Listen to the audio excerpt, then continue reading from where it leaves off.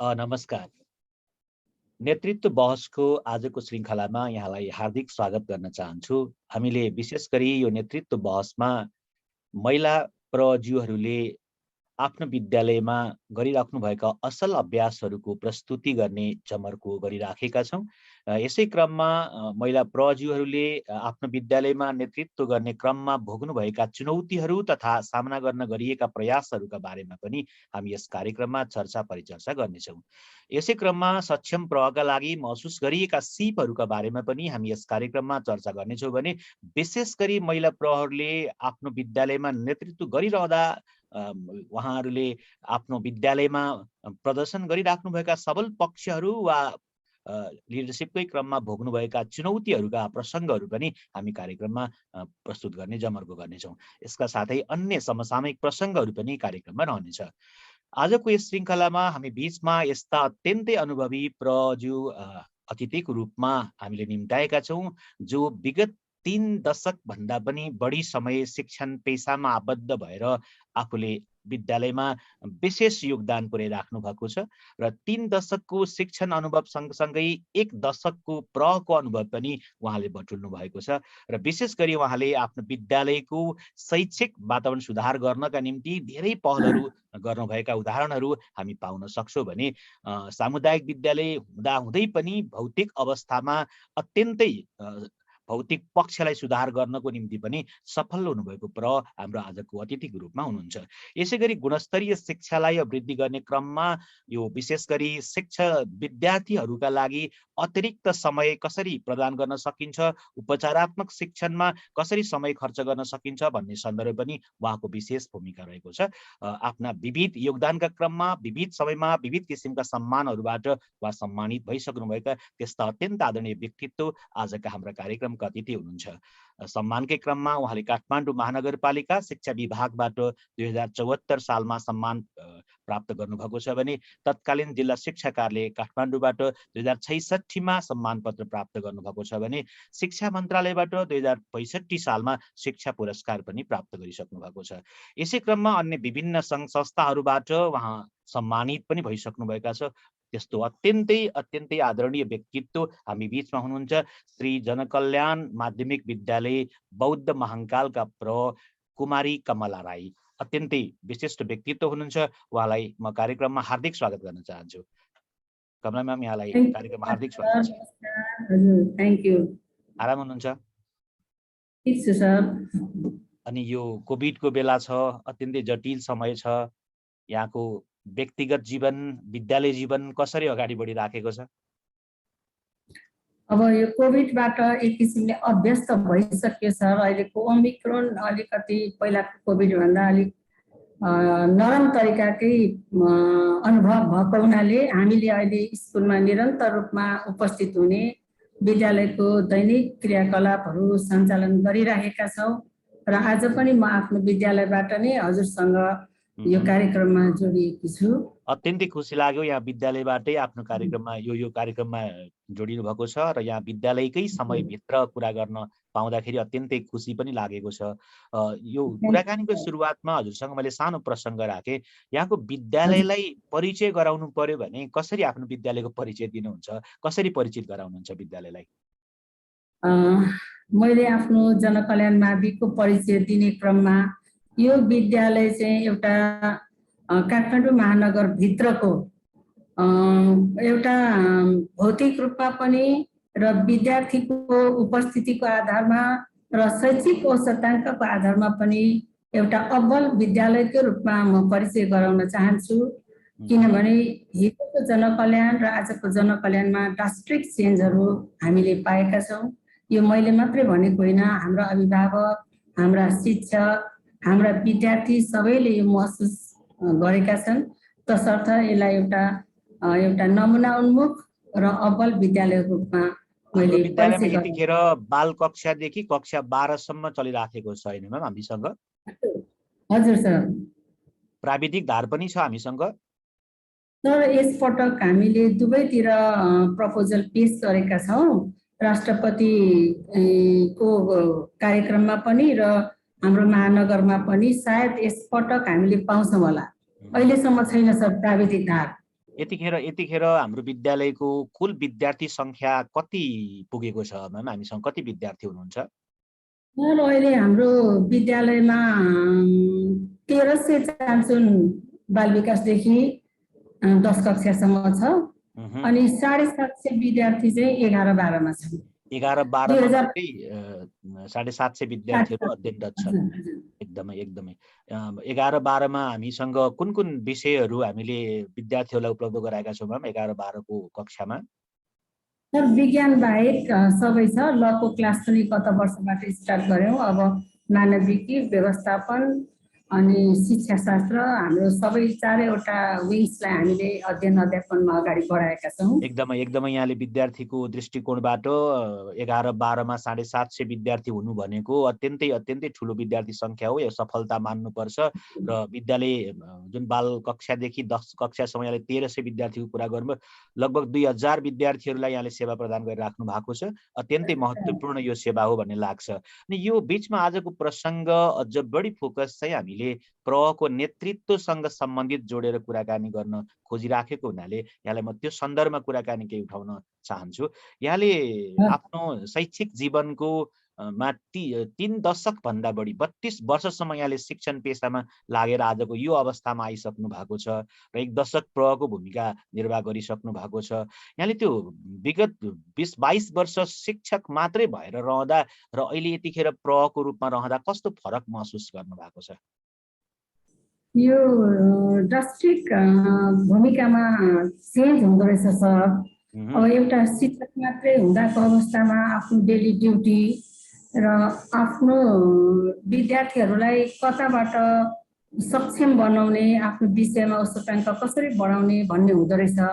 तर एउटा प्रहरीले विद्यालयको भौतिक अवस्थालाई पनि ध्यान दिनुपर्ने, शैक्षिक अवस्थालाई पनि अभिवृद्धि गर्न कसरी गर्ने र समाजसँग नजिक कसरी बन्ने, सङ्घ संस्था, आफ्नो कार्यालय, आफ्नो शिक्षक स्टाफ, एसएमसी, अब यो सबैसँगको एउटा भूमिकामा रहनुपर्ने हुँदो रहेछ भन्ने एउटा चेन्ज मैले पाएको छु सर। शिक्षक हुँदा विद्यार्थीसँग र विद्यालय प्रशासनसँग व्यवस्थापनसँग नजिक हुँदा मात्रै पुग्यो भने अहिले प्रह हुँदा अलि ठुलो क्षेत्र हुँदो रहेछ, धेरै समन्वय गर्नुपर्ने एरियाहरू पनि हुँदो रहेछन् भन्ने यहाँले महसुस गर्नुभयो। यो प्रहको जुन 1 दशक समय यहाँले बिताउनु भएको छ विद्यालयमा र अत्यन्तै सफलतापूर्वक आफ्नो भूमिका निर्वाह गरिराख्नु भएको छ र यो 1 दशक समयलाई विश्लेषण गर्दा आफूमा प्रह हुँदाको खुसी अभिव्यक्त गर्नु पर्यो भने हजुरले कसरी अभिव्यक्त गर्नुहुन्छ? मैले प्रह हुँदा यस्तो खुसी प्राप्त गरेको छु भनेर त्यो खुसी सेयर गरिदिनुहोस् न हामी बीचमा। सर अब अरूको भन्दा जनकल्याण नाभिकको इतिहास अलिकति फरक छ। अब हजुरलाई यो छोटो समयमा म केही कुराहरू राख्न चाहन्छु। म यो विद्यालयमा 51 सालमा आउँदाखेरि हाम्रो विद्यालयको जग्गा पनि थिएन। त्यो बेलामा डेस्क आदि इत्यादि केही पनि थिएन, न खानेपानी न शौचालय। त्यस्तो अवस्थामा जनकल्याण मावि एउटा काठमाडौँको मुटुमा अवस्थित विद्यालयलाई देखेर म चकित परेको थिएँ। तर त्यो अवस्थालाई निरन्तर रूपमा हामीले केही गर्नुपर्छ, हाम्रो पेसा र हामीले रोजेको विषय पनि हो भन्ने ढङ्गबाट टिमवर्क गर्दै अगाडि बढ्दाखेरि हामीले ठुलो सङ्घर्षका बावजुद दोहोरो पनि 13 आना जग्गा पनि हामीले भोगाधिकारको रूपमा प्राप्त गर्यौँ। र यसरी एकपछि अर्कोपछि लागिरहँदाखेरि एउटा टिममा मिलेर अगाडि बढ्दा आज जनकल्याणले सफलता प्राप्त गरेको छ। हिजोको दिनमा म आउँदै गर्दा 350 पनि विद्यार्थी थिएन। अब बाल विकास त्यो बेलामा थिएन, कक्षा 1 देखि 5 सम्म त्यति विद्यार्थी थिए। आज विद्यार्थीलाई हामीले भर्ना बन्द गर्नुपर्ने कन्डिसन छ। अहिले पनि कक्षा कोठाको अभाव भएकोले गर्दा अहिले पनि हामीले 12वटा कोठा, यो लोत्से भवन हामीले यो नामहरू यसरी नामाकरण गरेका छौँ र सगरमाथा भवनमा पनि हामीले थप्दैछौँ। यो वर्ष 12वटा कोठा थपको कामहरू भइरहेछ र म अत्यन्त यस अर्थमा सेटिस्फाइड छु कि विद्यालयले एउटा भौतिक रूपमा पनि धेरै राम्रो उन्नति प्रगति गरेको छ भने विद्यार्थी सङ्ख्या र अभिभावकले पनि त्यत्तिकै राम्रो हामीलाई विश्वास गरेर आउनु भएको छ यस अर्थमा मैले एउटा जुन एउटा रोजेर लिएको जिम्मेवारीलाई राम्रोसँग पुरा गर्न सके भन्ने चाहिँ मलाई अनुभव हुन्छ सर। एकदम यहाँले भर्खरै प्रसङ्ग उठाउनु भयो। म जुन सुरुवातमा यहाँ विद्यालयमा प्रवेश गर्दाखेरिको विद्यार्थी अवस्था, त्यो त्यतिखेरको भौतिक अवस्थाको तुलनामा अहिलेको जनकल्याण निकै माथि छ, स्वाभाविक रूपमा हामीले पनि महसुस गरेका छौँ त्यो पक्षलाई। यो अवस्थामा आइपुग्न यहाँले अघि टिम वर्कको ठुलो योगदान छ पनि भन्नुभयो। कस्तो हुँदो रहेछ? टिममा को हुनुहुन्छ? कसरी अगाडि बढ्नुपर्ने रहेछ? अरू विद्यालयले पनि यो ढङ्गको फड्को मार्नको लागि यहाँले केही उहाँहरूलाई पनि यो जुन यहाँहरूको अनुभवबाट केही सिकाइ हुन सक्छ, कसरी अगाडि बढ्नु भयो यहाँहरू? त्यो अगाडि बढेका तरिकाहरूको बारेमा छोटो जानकारी गराइदिनुहोस् न हामीलाई।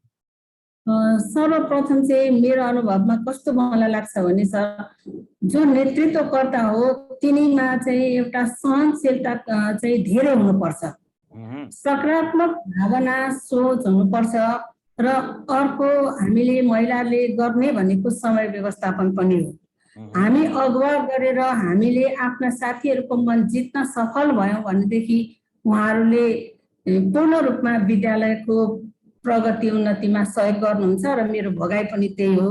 मुख्यतया हाम्रो जनकल्याण माविमा म आउँदै गर्दा र पछि पनि समयमा हामीले व्यवस्थापन फर्मेसन गर्न सक्दैन थियौँ।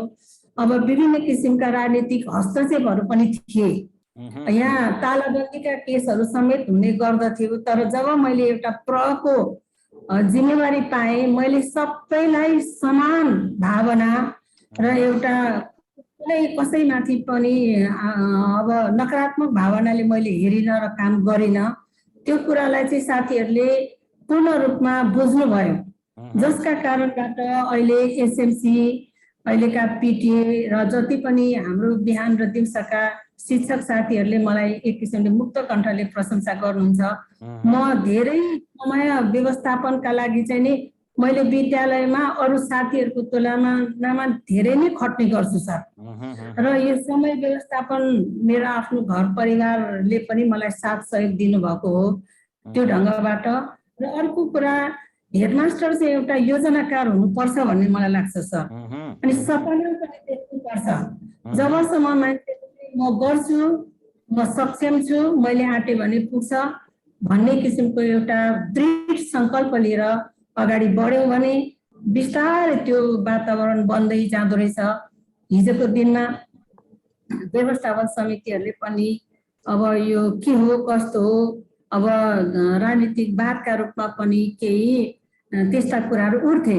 तर त्यो काम गर्दै जाँदाखेरि स्वार्थरहित काम गर्न थालिसकेपछि सबै पोजिटिभ भएर आउनु भएको छ। यहाँले भर्खरै प्रसङ्ग उठाउनु भयो। प्रमा एउटा त दूरदृष्टि चाहिन्छ, योजना चाहिन्छ, सपना चाहिन्छ, त्यो सपना पुरा गर्न एउटा सक्षम टिम बनाउन सक्ने क्षमता चाहिन्छ। त्यो भयो भने हामी गर्न सक्छौँ, त्यसरी हामी अघि बढिराखेका छौँ भन्ने प्रसङ्ग पनि उठाउनु भयो। यहाँले एउटा प्रसङ्ग अघि कोट्याउन खोज्नु भएको थियो, म जोड्न प्रयत्न गर्न खोजेँ। धेरै जसो सामुदायिक विद्यालयहरूमा अहिले गुनासो के सुन्न सकिन्छ भन्दा राजनीतिले हाम्रो विद्यालय बिगार्यो भन्ने धेरै उदाहरणहरू दिइराख्नुहुन्छ साथीहरूले। राजनीतिले गर्नै दिएन, राजनैतिक हस्तक्षेप छ पनि भन्ने गर्नुहुन्छ। यहाँले चाहिँ यो प्रसङ्ग बस सुरुमा यस्तो अवस्था थियो, अहिले हामी राजनैतिक रूपमा अत्यन्त तटस्थ भएर अगाडि बढेका छौँ, प्रहको भूमिका नै महत्त्वपूर्ण हुँदो रहेछ, सकारात्मक काम गर्दै गइयो भने त यो राजनैतिक हस्तक्षेप नहुने रहेछ नि भन्ने पनि सङ्केत यहाँले गर्नुभयो। कस्तो छ यो राजनैतिक हस्तक्षेपको सवालमा यहाँले पहिला भोग्नुभएका त्यस्ता अनुभवहरू र यसबाट टाढा रहनको निम्ति, विद्यालयलाई तटस्थ राख्नको निम्ति के पहल गर्नुपर्ने रहेछ प्रहले, यसको बारेमा छोटो जानकारी गराइदिनुहोस् न। सर, मैले हजुरलाई अघि नै पनि भने राजनीतिक हस्तक्षेपले बिग्रेका स्कुलहरू हाम्रा वरिपरि हामीले देख्ने गरेका छौँ, यो सत्य हो। तर त्यहाँ मैले के कमजोरी देखेको छु भने एउटा चाहिँ स्वार्थरहित काममा अगाडि बढ्नु पर्यो, एउटा ट्रान्सपरेन्सीलाई पनि साथमा लिएर हिँड्न पर्यो। र सबभन्दा मेरो फिलिङमा चाहिँ सबैको मन जित्ने, विश्वास जित्ने काम चाहिँ आफूले गरेर त्यो व्यवहारता नै देखाउन जरुरी छ। त्यो मुखले मात्रै भन्ने होइन कि व्यवहारता। यो हाम्रो हेडम्यान चाहिँ एकदमै पोजिटिभ हुनुहुन्छ, उहाँले चाहिँ संस्थाको लागि मरिमेटेर काम गर्नुहुन्छ, न कि अरू कुनै काम। यो एउटा छाप छोड्न सकियो भनेदेखि अहिले जनकल्याण माविले गरेको यो चिज चाहिँ यो नै हो बासु सर। एकदमै म यो चाहिँ हजुरलाई मुक्त कण्ठले म भन्न चाहन्छु, जनकल्याण माविमा हाम्रो हेड म्याम नै राम्रो मान्छे भएको कारण सबैसँगको कोअर्डिनेसन राम्रो छ र सहनशील। मैले भने हाम्रो हेडमास्टरले कहिले पनि रिस देखाउने र आफू पछाडि पर्ने होइन कि अब आफू अगुवा बनेर अगाडि बढ्नुपर्छ। जतिखेर पनि आफू चाहिँ एउटा के हुनु पर्यो त भन्दा सबैको अगाडि मोडल बन्न पर्यो। त्यो गर्न सक्यौँ भने राजनीतिक हस्तक्षेप पनि बिस्तारै चाहिँ यो संस्थाको लागि गर्ने मान्छे हुँदो रहेछ। सबैको राजनीतिक आस्था आफ्नो ठाउँमा छन्, तर प्रले अझ बढी सजग भएर राजनीतिक आस्थालाई पनि आफ्नो ठाउँमा राखेर सबैलाई समान रूपले व्यवहार गर्न सकेको खण्डमा एकदमै कुमारी म्याम, हजुरले अहिले भर्खरै भनिराख्नु भएको कुराबाट के निष्कर्ष निकालौँ भन्दा यदि प्रमा दृढ विश्वास छ, योजना छ, तटस्थता छ, निष्पक्षता छ भने यो राजनीतिक हस्तक्षेपलाई जित्न सकिन्छ भन्ने प्रसङ्ग होइन त? हजुर हो सर, एकदमै हो। आफू सही कार्यमा लाग्ने प्रयत्न भयो भने हामीले यो हस्तक्षेप कुनै ठुलो कुरा होइन, हामी जित्न सक्छौँ। यो कुरालाई बहानाबाजी बनाइराख्नु जरुरी छैन, हामी विद्यालय सुधार गर्न सक्छौँ भन्ने यहाँको अनुभव होइन त? यो ज्वलन्त उदाहरण मैले मात्रै होइन, मेरा शिक्षक साथी र यहाँका हाम्रा अभिभावक, हाम्रा स्थानीय बुद्धिजीवीहरूले भन्नुहुन्छ सबभन्दा धेरै राजनीति हुने जनकल्याण हो। तर जब कमला म्यामले हेडमास्टरसिप लिनुभयो त्यो बेलादेखि अहिले राजनीतिले दुःख पनि दिँदैन र राजनीति सबै पोजिटिभ भएर आउनु भएको छ सर। अहिले हरेक कुरामा हामीलाई हेल्प गर्नुहुन्छ, कसैले पनि नकारात्मक भाव राख्नुहुन्न। अहिले अब प्राविधिकको लागि पनि मैले स्थानीय लेभलको वडा कार्यालय महानगरमा भन्दाखेरि जनकल्याणलाई नदिएर अर्कालाई हामीले दिँदै दिँदैनौँ। तपाईँले गरेको एउटा जुन एउटा चेन्जेस छ हामीले नजिकबाट हेरेका छौँ भनेर वडा कार्यालयले पनि त्यत्तिकै ठुलो सपोर्ट गरेछ हामीलाई, हाम्रो जनकल्याण माविलाई भने अहिले एउटा प्रसङ्ग नि कुमारी म्याम, एउटा प्रसङ्ग नि हामी पक्कै पनि यो भन्छौँ कि सुपर हेड मात्र होइन सुपर टिमले राम्रो गर्न सक्छ भन्ने प्रसङ्ग छ नि। यहाँले त्यो टिम डेभलप गरिराख्नु भएको छ। एउटा प्रलाई सफल बनाउनका निम्ति शिक्षकको भूमिका चाहिँ कस्तो महसुस गर्नु भएको छ? सर, शिक्षकको भूमिका 100% आवश्यक छ। एउटा प्र सफल हुने भनेको विद्यालयको इन्भाइरोमेन्ट र औसताको अभिवृद्धि हो। अब त्यो काम नै शिक्षकहरूबाट भएन भने प्र सफल हुन सक्दैन। र जति पनि हाम्रो जनकल्याण माविमा शिक्षक साथीहरू हुनुहुन्छ, अब्बल हुनुहुन्छ, कोसिस गर्नुहुन्छ कसरी राम्रो गर्ने भनेर जति मैले एउटा योजना बनाउँछु त्यो योजनामा अर्को योजना लिएर म्याम यसरी गरेको खण्डमा राम्रो हुन्छ भन्ने किसिमको साथ सल्लाह पाएको भएर नै हिजोको भन्दा औसताङ्क अभिवृद्धि एउटा बोर्डिङ जस्तो तरिकाले हामी अगाडि बढ्नु। एकदमै राम्रो प्रसङ्ग उठाउनु भएको छ। शिक्षकहरूलाई यसरी विद्यालयको उन्नयनमा लागिराख्नको लागि, उत्प्रेरणा जगाइराख्नको लागि यहाँले कस्ता कस्ता पहल गर्नु भइराखेको छ? कसरी शिक्षकहरू आकर्षित हुनुभएको छ ताकि अन्य विद्यालयमा पनि यसरी शिक्षक आकर्षित भएर विद्यालयलाई सुन्दर गुणस्तर बनाउन सहयोग गर्न सक्नुहुन्छ? यहाँको त्यस्तो केही सूत्रहरू छन् जसले शिक्षकलाई यसरी मोटिभेट गर्न सक्नु भएको छ? सर, मेरो फिलिङ हजुरलाई मैले भन्नुपर्दा कस्तो छ भने हाम्रो जनकल्याणमा साथीहरूलाई मोटिभेट गर्नको लागि सर्वप्रथम मैले चाहिँ के गरेँ भन्दा हरेक हाम्रा टिचरहरूको होस् विद्यार्थीको होस् हामीले जन्म दिवसलाई चाहिँ नै एउटा उत्साहपूर्ण तरिकाले मनाइदिने। टिचरहरूको लागि प्रशासनको तर्फबाट एउटा केक लिएर एउटा खादा फुलको थोङ्गा दिएर नै ह्याप्पी बर्थडे सर भनेर हामीले जुन एउटा इन्भाइरोमेन्ट क्रिएट गरेका छौँ उहाँहरू अत्यन्त धेरै संस्थाप्रति पोजिटिभ।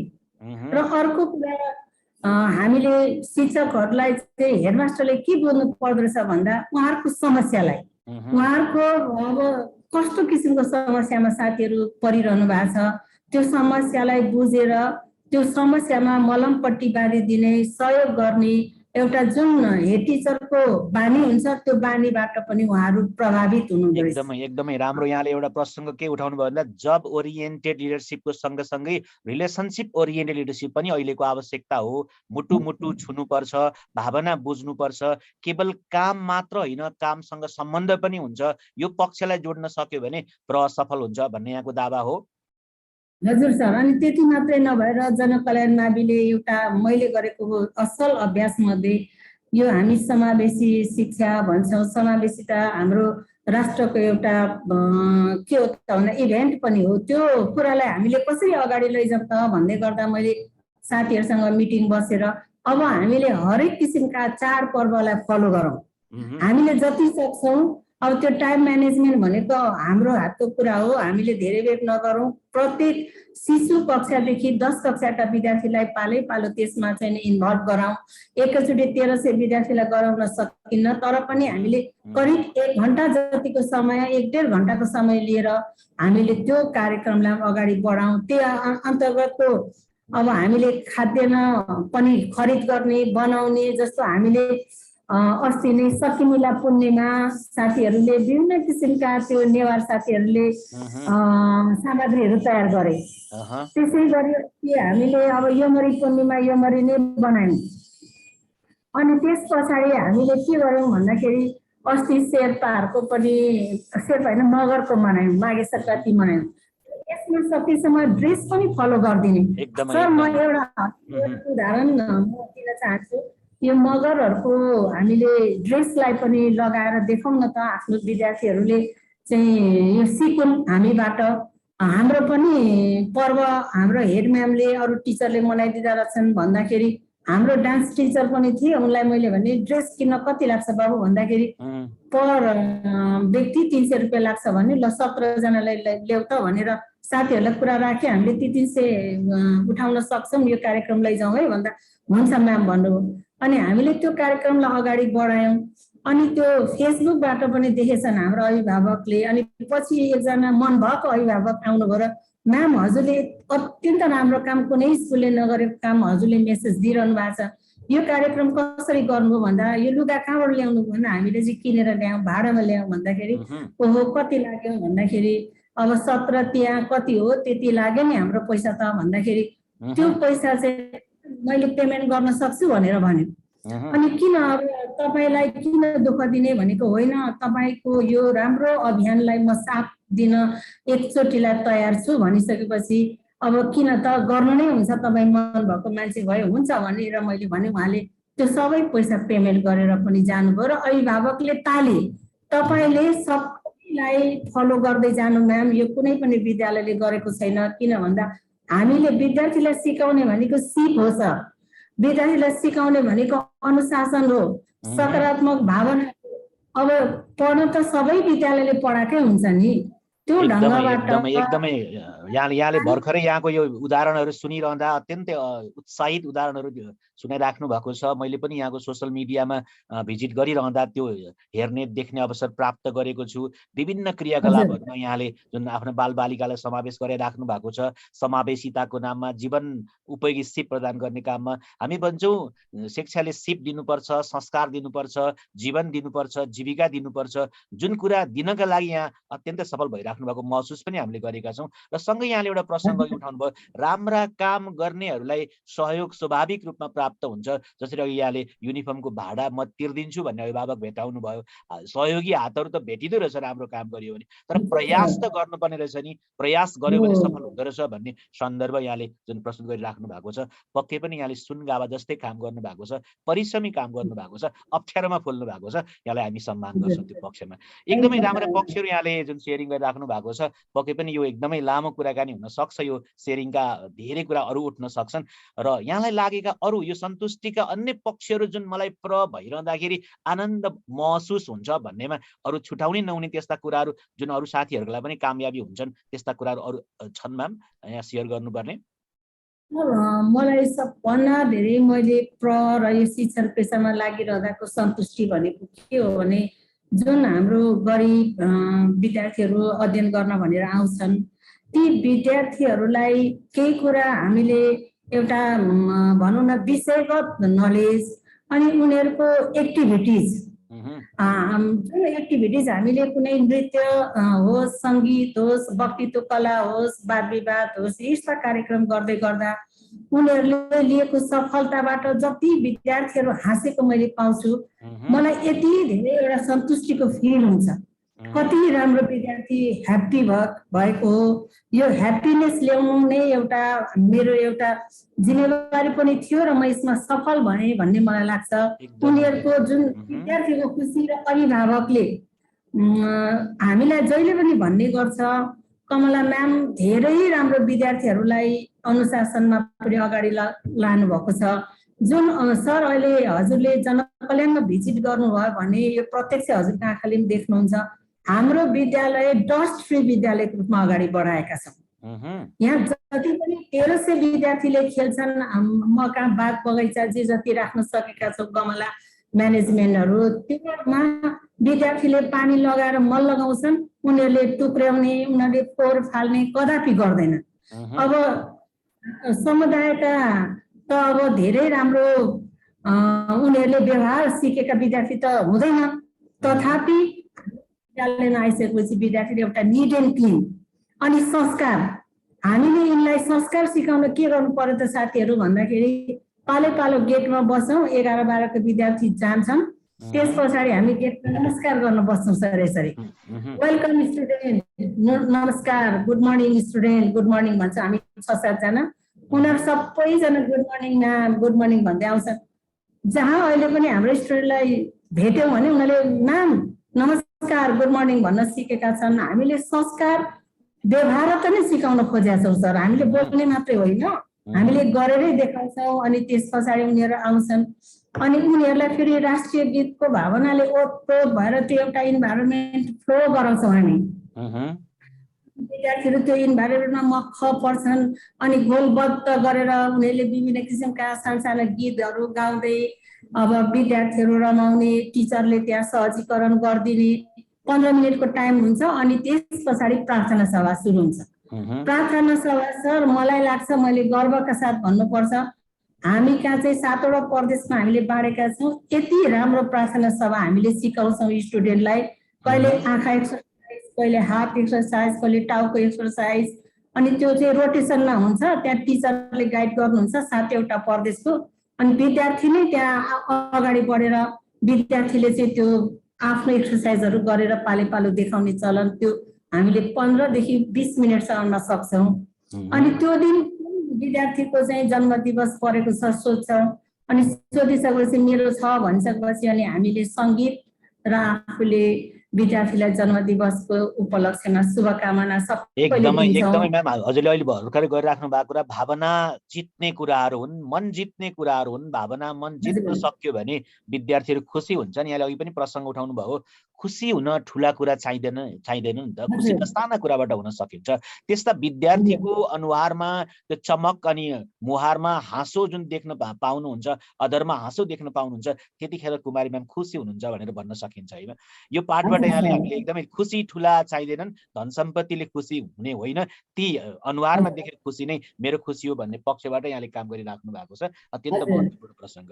र यिनै कुराहरूको बिचमा पक्कै पनि गुलाब फुलिराखेको हुन्छ, काँडाकै बिचमा फुल्छ नै, स्वाभाविक रूपमा हामी त्यो फुलसँगै काँडा पनि पाउँछौँ नै, त्यो काँडा र फुल बिचको संयोजन नै महत्त्वपूर्ण हो। र यो काम गरिरहँदा जति सुन्दरता छ पक्कै नै कठिनाइ पनि छ, भोग्नु पनि भएको छ। यहाँले कठिनाइको पक्षबाट विश्लेषण गर्दाखेरि चाहिँ कस्ता चुनौती आउँदा रहेछन् र कसरी समाधान गर्नु पर्दो रहेछ, यो पक्षमा पनि हजुरले छोटो प्रकाश पारिदिनुहोस् न। चुनौती कस्ता र समाधान कसरी? अब सर यस्तो हुँदो रहेछ, अब यो चुनौतीको फेस गर्ने बेलामा चाहिँ कस्तो भन्दा अवसर र चुनौती दुईटै एकचोटि आउँछ र तर त्यो अवसर र चुनौतीलाई हामीले फेस गर्न, समय व्यवस्थापन गर्न अनि हामीले चाहिँ एउटा प्लान बनाएर अगाडि बढ्न सकेको खण्डमा त्यो चुनौतीको रूपमा मैले चाहिँ महसुस गरेको छैन। किनभने रोजेर आएको आफ्नो पेसा हो, त्यो पेसालाई अगाडि बढाउँदै गर्दाखेरि आएको सानातिना कुराहरू भनेको त्यो स्वाभाविकैले आउँछ। सबै किसिमको परिस्थिति जन्य अवस्थाहरू सिर्जना हुन्छ, तर आफूलाई परिचालन गरेर जुन एउटा परिणाममुखी नतिजा निकाल्न सकिन्छ, त्यसबाट चाहिँ एउटा गौरवको अनुभव र एउटा आत्मसम्मानको सन्तुष्टि चाहिँ प्राप्त गर्न सकिँदो रहेछ सर। एकदमै कुमारी कमला म्यामले 10 वर्षको यो बिचमा भइरहँदा कुनै दिन वा कुनै क्षण त्यस्तो अवसर आयो जुन बेलामा मैले यो प्रको भूमिका नलिएको भए चाहिँ हुन्थ्यो, यो भूमिकामा रहेर मैले अलि अप्ठ्यारो महसुस गरेँ, पारिवारिक वा आफ्नो व्यक्तिगत वा अन्य पेसागत रूपबाट भन्ने महसुस कुनै बेला गर्नुभयो? मैले खासै गरिनँ सर। अब किन भन्दा त्यो आफ्नो ह्याबिट अनि आफ्नो सोचमा पनि डिपेन्ड हुँदो रहेछ। त्यसले गर्दा मैले खासै त्यस्तो फिल गरिनँ। हुन त म हेडमास्टर बन्ने बेलामा म बन्दिनँ, म अलिकति क्यान्सर सर्भाइभर पनि मान्छे हो सर।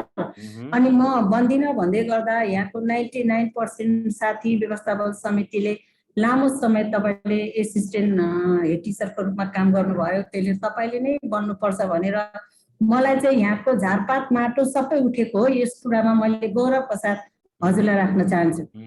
अनि त्यसले गर्दा साथीहरूको यत्रो ठुलो म प्रतिको विश्वास र जहिलेदेखि जनकल्याण माविमा आए त्यो बेलादेखि नै केही गर्नु नै पर्छ है। हामीले गफ मात्रै गर्ने होइन, हामीले यसलाई कार्यनीतिमा उतार्नै पर्छ, गर्नै पर्छ।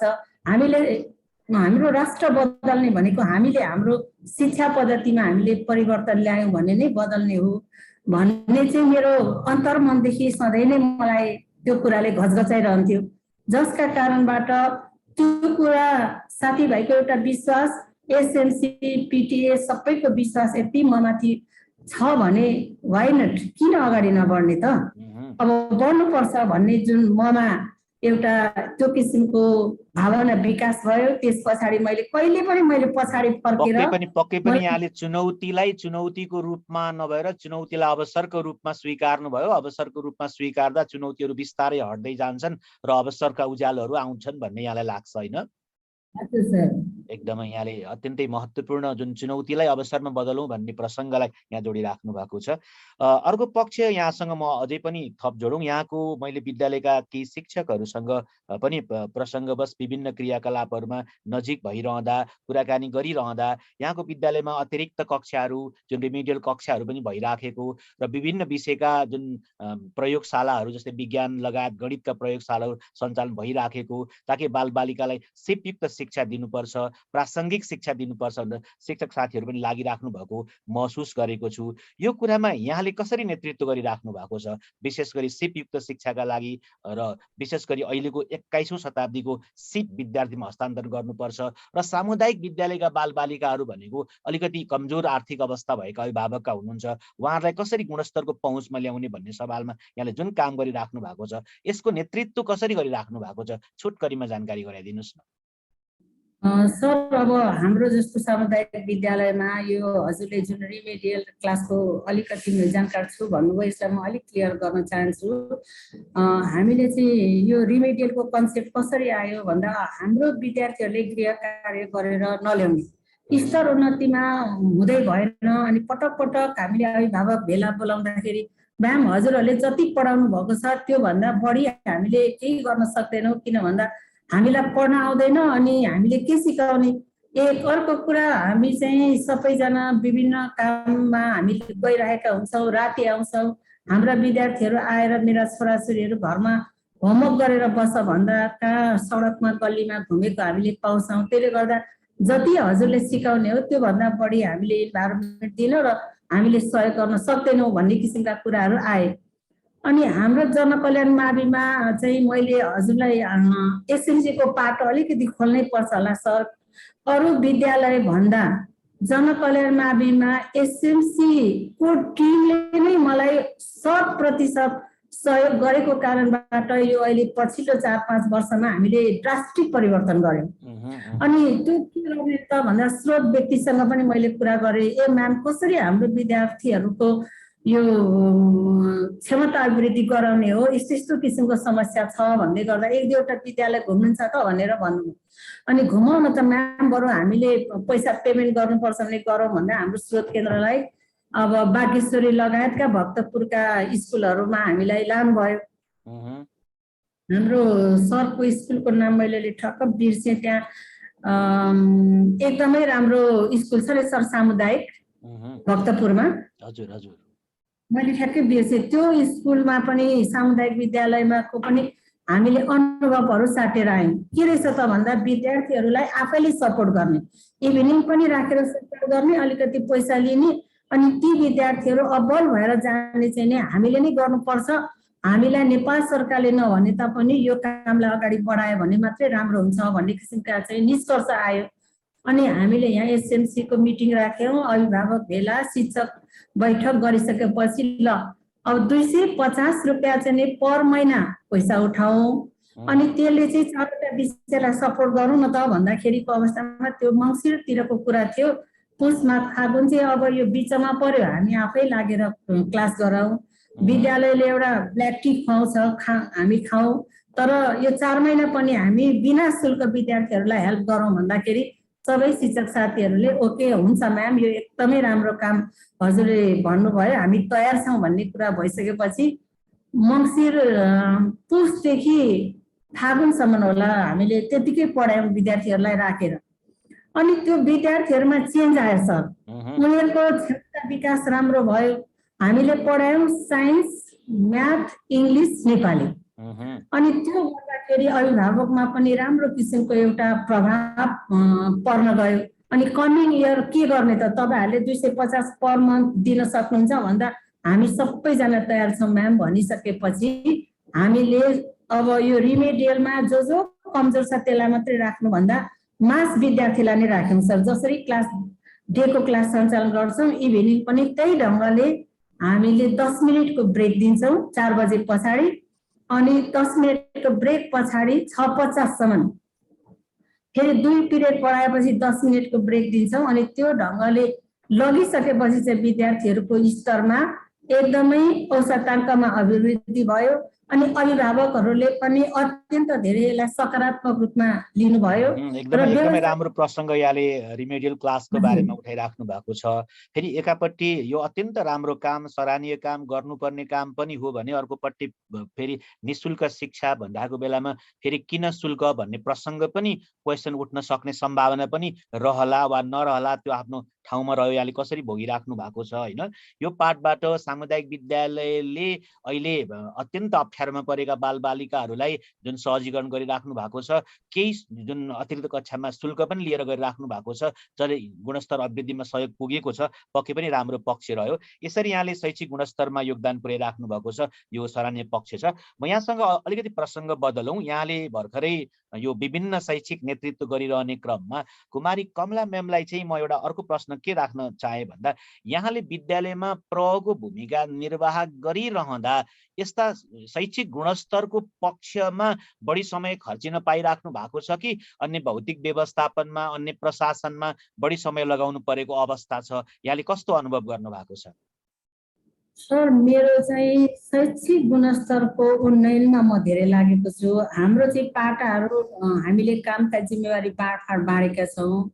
मलाई चाहिँ विद्यालय व्यवस्थापन समितिका अध्यक्ष हाम्रो आदरणीय दिलेन्द्र ढकाल सर हुनुहुन्छ, उहाँ अधिवक्ता पनि हुनुहुन्छ। उहाँले पनि शैक्षिक गुणस्तरमा अत्यन्त धेरै मद्दत गर्नुहुन्छ। जहाँबाट फुर्सद पाएर जनकल्याण छिर्नुहुन्छ, कहाँ खाली छ म्याम क्लासमा जान्छु भनिहाल्नुहुन्छ।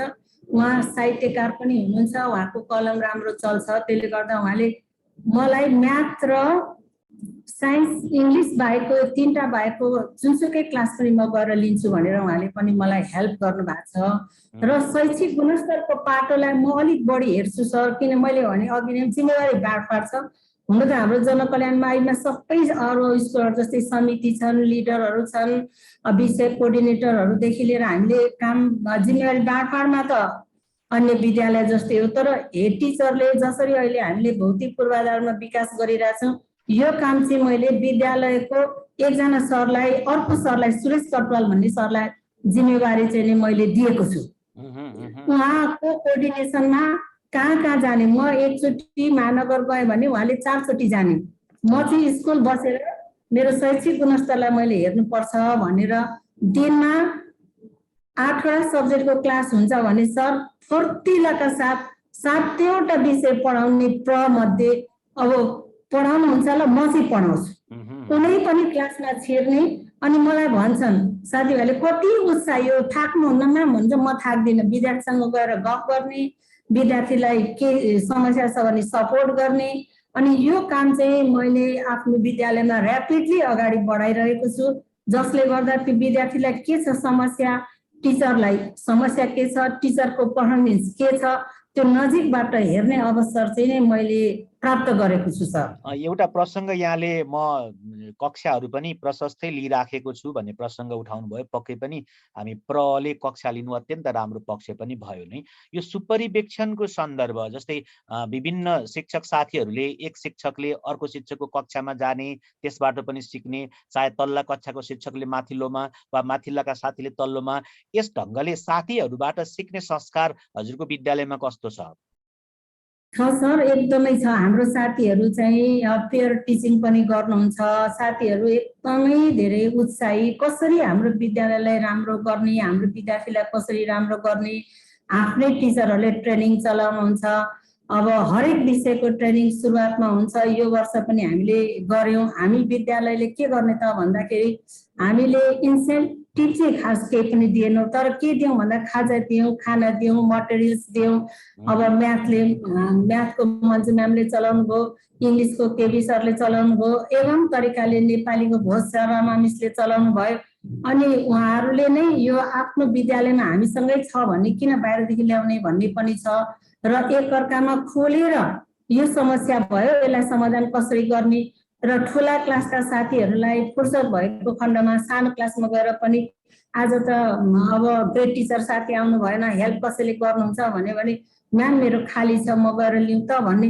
यो सर एकदमै राम्रो इन्भाइरोमेन्ट हाम्रो जनकल्याणमा भएकै कारणले यो पोजिटिभ मेसेज पनि अभिभावकमा गएको छ र हामीले कुनै कसर बाँकी नै राखेका छैनौँ सर, गरिरहेछौँ। राम्रो उत्साहित कुरा गर्दै हुनुहुन्छ।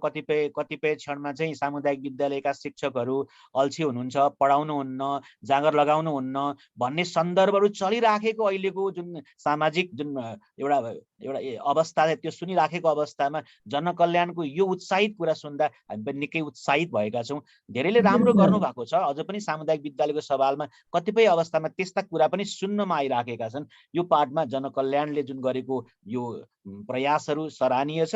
यहाँले त्यस प्रयासको नेतृत्व गरिराख्नु भएको छ, पक्कै पनि अत्यन्त महत्त्वपूर्ण पक्ष हो। म म्यामसँग अब अलिकति फरक प्रसङ्गमा जान्छु। हाम्रो एजेन्डा महिला प्रसङ्ग भन्ने हुनाले महिलासँगको अलिकति प्रसङ्ग जोडेर कुरा उठाउँछु। यहाँले अहिले प्र भएर 1 दशक बिताइसक्नु भएको छ र महिला प्र नै विद्यालयमा आवश्यक छ भन्ने सन्दर्भमा केही हजुरका अनुभवका प्रमाणहरू पेश गर्न सक्नुहुन्छ? सबल पक्षहरू महिला हुँदा चाहिँ विद्यालयलाई यो फाइदा पुग्छ भन्ने सवालमा। सर मैले आफूले फिल गरेको कुरा चाहिँ के भन्दा महिला प्रहरू चाहिँ सरिदय हुन्छन् जस्तो मलाई लाग्छ है। सरिदय हुन्छ, एउटा आमाको भूमिकामा हुन्छ। अनि भावनात्मक सम्बन्धमा पनि महिलाहरू एक स्टेप छोराको तुलनामा छोरी अगाडि हुन्छन्। अब यो वातावरणले पनि सबै साथीहरूले हेर्दाखेरि पोजिटिभ भूमिका पनि देख्नुहुन्छ जस्तो मलाई लाग्छ। र अर्को कुरा, महिलाले चलाएको विद्यालयहरूमा एउटा ट्रान्सपरेन्सीका कुराहरू हुन्छन्। अनि अब यो ग्रुप वर्कको कुराहरू पनि, किनभने आमाले आफ्नो घर चलाउँदै गर्दा त सबै छोराछोरीलाई, बुहारी नाति नातिनालाई अब जसरी एउटा मिलाएर लाने एउटा क्षमता हुन्छ, गुण हुन्छ यो महिलामा, त्यो चाहिँ विद्यालयमा देखियो सर। अनि अर्को कुरा के पनि हो भने बालिकाहरू, हाम्रोमा बालिकाहरूलाई हाम्रो एउटा महिला शिक्षक समाज भन्ने फोरम पनि छ सर। यो महिलालाई कसरी नेतृत्वदायी भूमिकामा लाने, महिलालाई सक्षम कसरी बनाउने भन्ने चाहिँ यो संस्थापक उपाध्यक्षको रूपमा मैले अहिलेसम्म पनि काम गर्दैछु र यसले राम्रो मेसेज समाजमा दिन सफल पनि भएका छौँ।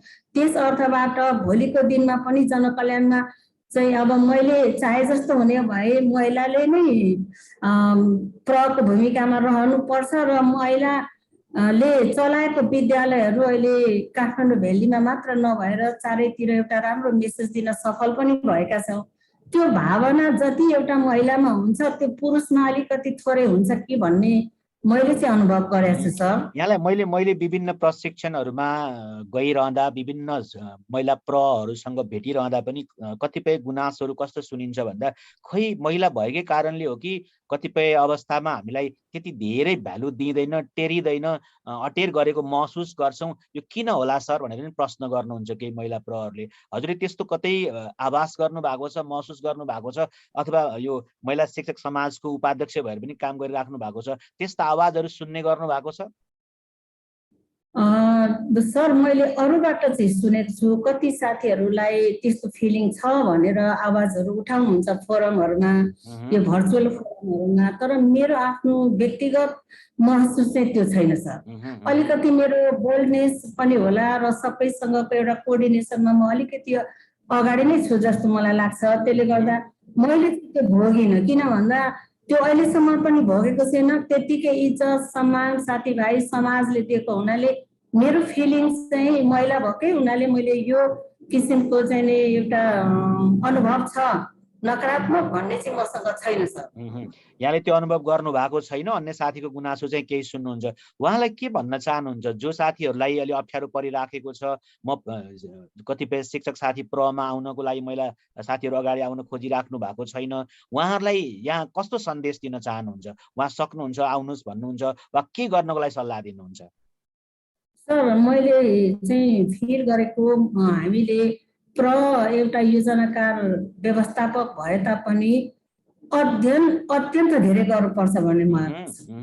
अध्ययनको कमीबाट पनि कस्तो किसिमको समस्यालाई फेस गर्ने भन्ने कुरा पत्र पत्रिकादेखि लिएर आफ्नो विषयको ज्ञानमा हामीले क्षमता अभिवृद्धि गर्नुपर्छ।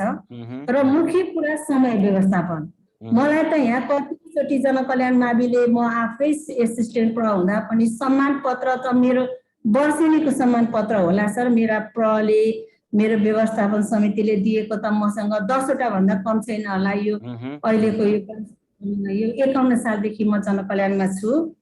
किनभने हामी आफू, म चाहिँ एउटा मात्रै मन्त्र मसँग के छ भन्दा आफू भलो जगत भलो, र आफूले जहिले पनि मेरो काम के हो, ड्युटी के हो, मेरो जिम्मेवारी के हो भनेर बुझेर समय व्यवस्थापन गरेर आफ्नो क्षमतालाई अनि चुनौतीसँग फेस गर्ने एउटा त्यो फेस गर्न सक्छु भन्ने आफूसँग आत्मबल हुनुपर्छ।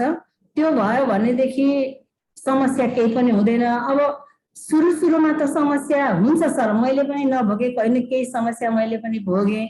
तर त्यो भोगाइले मलाई अझ बढी पाठ सिकायो कि मैले अझ मेरो क्षमता विकास गर्नुपर्छ। कुनै कुरामा फिलिङ हुँदैन, त्यो कमी भयो भने हाम्रो आत्मविश्वास घट्छ। आत्मविश्वास घटेपछि आफ्नो कार्यनीतिमा पनि हामी कमजोर देखिन्छौँ। जहाँ कमजोर देखिन्छौँ त्यहाँ त पक्कै पनि आलोचना त हुन्छ, तर त्यो आलोचना गर्ने दिन हुँदैन।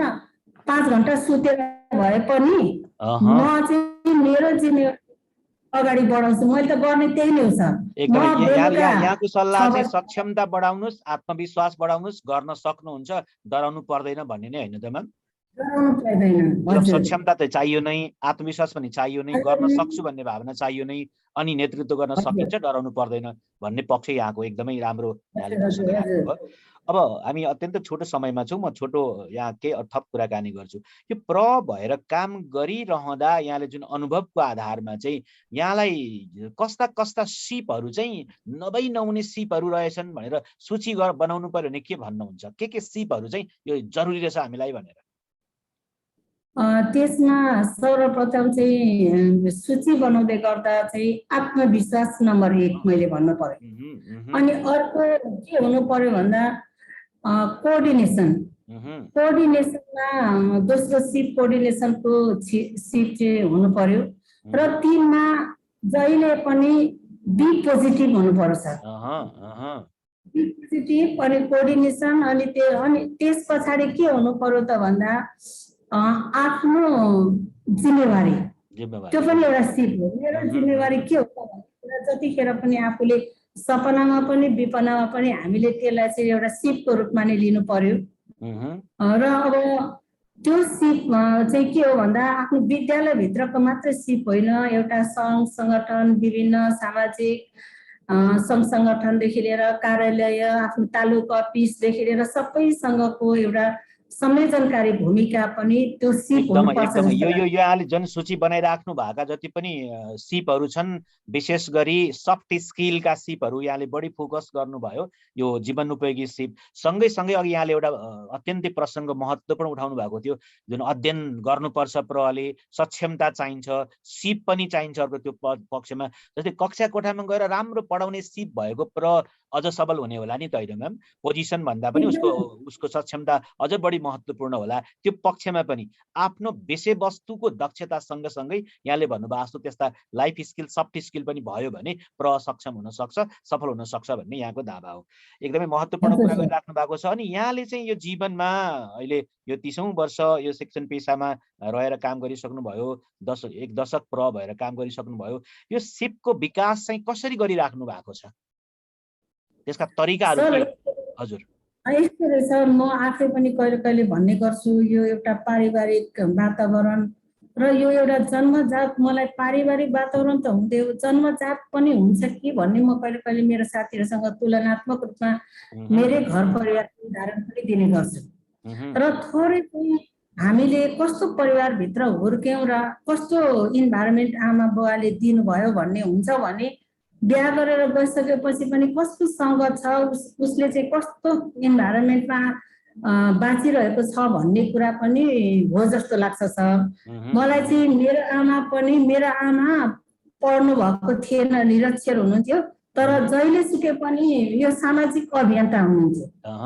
अनि त्यो भएको हुनाले आमाको क्यारेक्टरलाई पनि मैले समात्यो भनेर मलाई गाउँतिर पनि भन्छ, कमलाले आमाको क्यारेक्टरलाई हुबहु उसले चाहिँ नि पढेर समातेर लग्यो भन्ने पनि हुन्छ। मलाई एउटा पोजिटिभनेस र हामीले कहिले ठुलो हुनुहुन्न है, 4 जना घरमा काम गर्ने मान्छे मेरो माइतीमा थियो सर, तर त्यो काम गर्ने मान्छेले भाँडा मोल्छ भने मैले पनि मोल्नै पर्ने, उसले कुचो बढाल्छ भने मैले पनि बढार्नै पर्ने, त्यो शिक्षा चाहिँ मेरो आमाले नै मलाई दिनुभयो।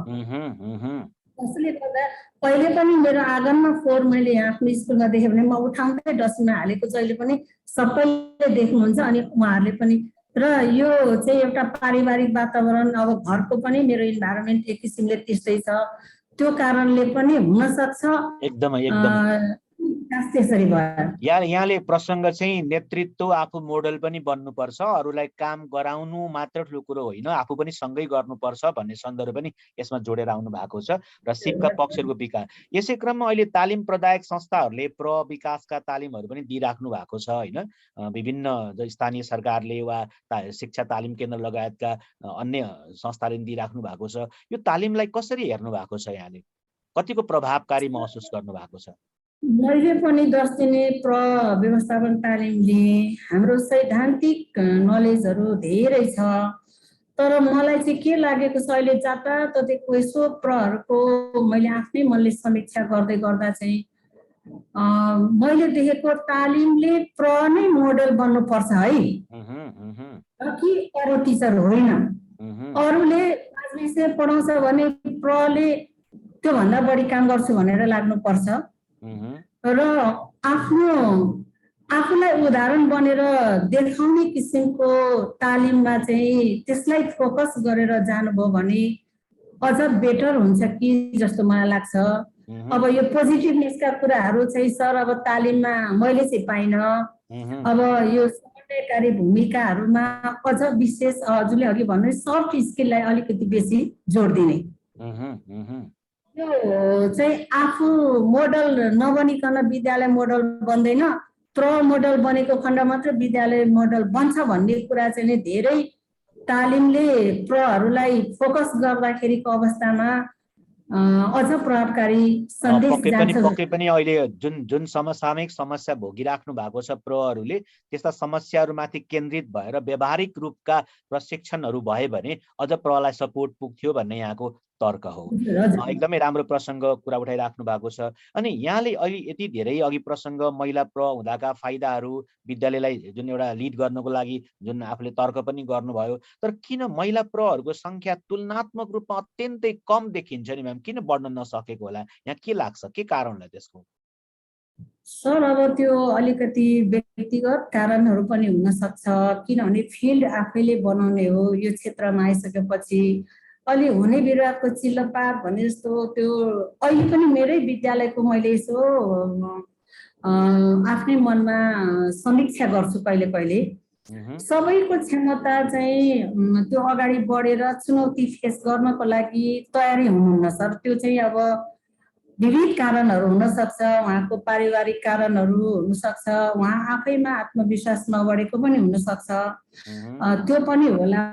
भने कति कुराहरू अब महिला भनेको चाहिँ नि महिलाले समय नै दिन्नन् भन्ने एउटा समाजमा त्यो खालको सन्देश पनि छ स्वभावैले। अर्को कुरा चाहिँ महिलालाई अलिकति डोमिनेन्ट कल्चरभित्र राख्ने, महिला बोल्न सक्दैन, महिलाले चुनौती फेस गर्न सक्दैन, सक्नेलाई पनि सक्दैन भन्ने आम मानिसको धारणा छ सर। त्यो धारणाको कारणले दुईटै कारण हो सर, एउटा सामाजिक कारण अनि एउटा चाहिँ व्यक्तिगत कारणले पनि महिला प्रहरी अगाडि आएको छैन। अर्को प्रसङ्ग चाहिँ यो विशेष गरी सरकारी नीति भन्छौँ नि त, विभिन्न स्थानीय सरकार, प्रदेश सरकार, सङ्घीय सरकारका आफ्नै नीतिहरू पनि छन्। महिलालाई बनाउनका निम्ति नीतिगत त्यस्ता केही सुधारहरू गर्नुपर्ने आवश्यकता महसुस गर्नु भएको छ? मैले त्यो चाहिँ अलिकति मैले फिल गरेको चाहिँ जस्तो छान्ने हाम्रो अनुसूची 13 मा छ नि सर, छान्दाखेरि अब फर्स्ट डिभिजनलाई यति, प्रस्तावलाई यति, यसलाई यति भनेर भनिन्छ नि, त्यसमा शिक्षण अनुभवलाई 25 मार्क्स छ नि सर। 25 मार्क्स शिक्षण अनुभव बापत प्रदान गरिने अङ्कमा महिलाको हकमा 25 अङ्क नघट्ने गरी भनेको छ नि, 20% भनेको छ नि, हजुरले हेर्नु भएको छ? एकदमै 20%लाई चाहिँ नि 25 नै महिलाको हकमा बनाउनु पर्छ भन्ने मेरो भनाइ हो के सर। महिलाको हक 25 भित्रको 20% चाहिँ नघट्ने गरी भनियो, तर त्यसलाई 25 गरियो भने अलिकति महिलाहरू चाहिँ 20% नघट्ने गरी भनेको ठाउँमा 25% नै अङ्क दिनुपर्छ भन्ने जो गर्न सकियो भने महिलाको हकमा केही राहत हुन्छ, उहाँहरूलाई त्यसले आउनको लागि प्रोत्साहन गर्छ भन्ने यहाँको तर्क हो। हजुर। अनि सर म एउटा कुरा हजुरलाई यसै सन्दर्भमा राख्न चाहन्छु, जतिखेर जनकल्याण माविमा 63-65 मा पनि मैले निमित्त भएर चलाउने अवसर पाएको थिएँ। त्यो बेला के थियो भने सर, हामी कसरी रौस्यौँ भन्दाखेरि हाम्रो विद्यालयमा त्यतिखेर पनि 800-900 विद्यार्थी, 700-800 विद्यार्थी त थिए। 11-12 चलाउने नचलाउने भन्नेमा निकै दुविधाहरू, मिटिङहरू भयो। अनि होइन अब 11-12 चलाउनु पर्छ भन्नेको चाहिँ नि अलिकति बढी चाहिँ सङ्ख्या हामी भयौँ। अनि त्यस पछाडि हामी टिचरले नै पैसा 5 लाख कि कति धरो कि 3 लाख 5 लाख कति राख्नु पर्थ्यो, त्यो हामीले नै उठाउँ भन्ने भयो। अनि त्यसमा के त्यतिखेर जनार्दन नेपाल चाहिँ शिक्षा विभागमा प्रमुख हुनुहुन्थ्यो। यता हाम्रो अहिलेको मानव स्रोत विकासमा पहिला शिक्षा विभाग भन्थ्यो नि सर। हजुर। उहाँले चाहिँ महानिर्देशक हुनुहुन्थ्यो। अनि उहाँले जहाँ जहाँ महिला प्रह छ तिनको स्कुलमा 2 लाख रुपियाँ भनेर चाहिँ त्यो नीति पारित गर्नुभएको थियो। अनि विद्यालयमा पनि महिला प्रह म भएँ। अनि त्यो 2 लाख रुपियाँ प्रत्यक्ष विद्यालयले पाउँदाखेरि त्यतिखेरको व्यवस्थापन समिति, अभिभावकहरूले पनि महिला प्रहबाट त यस्तो फाइदा हुँदो रहेछ, विद्यालयले त महिला प्रह नै बनाउनु पर्दो रहेछ भन्ने किसिमको एउटा सन्देश पनि गएको थियो कि सर। त्यसले गर्दा मलाई लाग्छ नीतिगत तहमा महिलाहरूलाई यदि प्रोत्साहन गर्ने हो भने विभिन्न ठाउँमा नीति बनाएर सम्बोधन गर्नुभयो भने भोलिको दिनमा महिला प्रहहरू अवश्य नै आउनुहुनेछ। अहिले भर्खरै आयोग पास गरेर आउनुभएको महिलाहरू कोही पनि कमी हुनुहुन्न, मौका पाउनुहुन्छ, अगाडि बढ्न सक्नुहुन्छ। यस्ता किसिमका नीतिहरूलाई अगाडि बढाइयो भने सामुदायिक विद्यालयहरू अत्यन्तै गम्भीर कुराकानी यहाँसँग भयो। यो विशेष गरी महिला प्रहको भूमिकालाई अझ कसरी प्रभावकारी पार्न सकिन्छ भन्ने सन्दर्भमा पनि यहाँको यति लामो अनुभवलाई मेरो 2-4 प्रश्नले पक्कै पनि समेट्न सक्दैन म्याम। यो एकदमै छोटो समयमा यहाँलाई मैले सोध्नै छुटाएको भन्नै पर्ने कुरा छ भने अत्यन्त छोटो रूपमा मलाई यो कुरा चाहिँ भन्न मन लागेको छ भनेर हजुरले सेयर गरिदिनुको लागि आग्रह गर्न चाहन्छु। सर मैले हजुरलाई मेरै विद्यालयको पेरिफेरीलाई थोरै कुरा मैले जोडिन भने मलाई चाहिँ नि मैले बोल्न छुटाएँ भन्ने फिल हुन्छ होला जस्तो लाग्छ। सबै विद्यालयमा सबै व्यवस्थापन समितिले धेरै ठुलो सहयोग गरेको हुँदैन, तर हाम्रो विद्यालयमा चाहिँ यो चाहिँ फेरि मेरो कारणले नै उहाँहरू पोजिटिभ भएर आउनुभयो जस्तो मलाई लाग्छ। त्यसले गर्दा हामी प्रहहरूले त्यो कुरालाई बुझ्न जरुरी छ कि अहिले मलाई एसएमसीहरूले मैले कुनै पनि प्रस्ताव लगे भने जुनसुकै प्रस्तावलाई पनि उहाँहरूले पारित गराइदिनुहुन्छ। अनि त्यो पारित गराइदिएको अवस्थामा चाहिँ प्रहलाई काम गर्नु अत्यन्त सजिलो हुँदो रहेछ। त्यसले गर्दा हजुरको कार्यक्रमलाई मेरो व्यवस्थापन समितिको सँगै टिम लगायत दिलेन्द्र सरलाई थ्याङ्क यू भन्न चाहन्छु र हजुरलाई एउटा पाटो जनकल्याणमा धेरै मेहनतका साथ गरेको हाम्रो एउटा रैथाने सिकाइ केन्द्र पनि छ। त्यो रैथाने सिकाइ केन्द्र हेर्न आउनको लागि बासु सरलाई म अनुरोध गर्छु र अनि त्यो सिकाइ केन्द्र सँगसँगै अब यो इन्भाइरोमेन्ट यो वातावरण सन्तुलनका कुरा अनि एउटा विद्यालयलाई राम्रो सुन्दर बनाउने सवालमा हामीले एउटा झरना पनि बनाएका छौँ र त्यो सबै चाहिँ प्राय मलाई लाग्छ सामुदायिक विद्यालयहरूमा कमै छ यस्ता कुराहरू। अनि एक्वेरियमहरू राखेका छौँ हामीले विद्यार्थीलाई देखाउनको लागि माछे देखाएर पनि रुँदै गरेको बच्चालाई चाहिँ फुलाउन हामीले फकाउन सक्छौँ।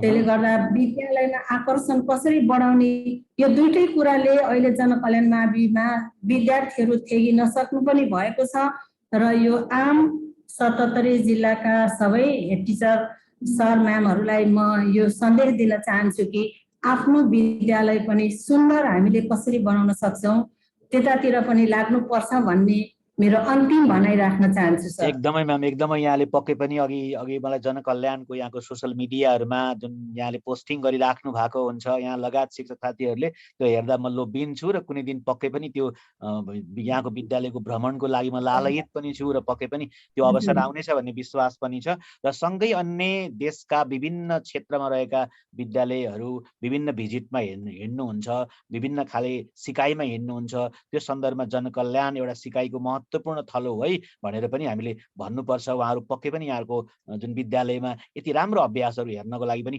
आउनुहुन्छ र यो छोटो समयमा यहाँले आफ्नो प्रहका जीवन सफलता चुनौती विविध पक्षका प्रसङ्गहरू उठाउनु भयो, यसका लागि म कमला म्याम प्रति हार्दिक आभार व्यक्त गर्न चाहन्छु र यो कार्यक्रमलाई हेरिराख्नुभएका सम्पूर्ण व्यक्तित्वहरूलाई यहाँका जुन सकारात्मक जुन सरसल्लाहहरू वा भोलिका दिनमा अझ के गर्दा यो कार्यक्रम अझ राम्रो हुन्छ त्यसमा यहाँको पक्कै पनि प्रतिक्रियाहरू प्राप्त हुनेछ भन्ने मलाई विश्वास छ। र आज यहाँ विशेष गरी कमला म्यामसँगको यो कुराकानी पक्कै पनि यहाँले मन पराउनुहुन्छ भन्दै यहाँ आज बिदा हुन चाहन्छु। हस्त नमस्कार। थ्याङ्क यू बासु सर, मलाई पनि मौका दिनुभयो, एकदमै आभार व्यक्त गर्न चाहन्छु। थ्याङ्क यू, नमस्कार।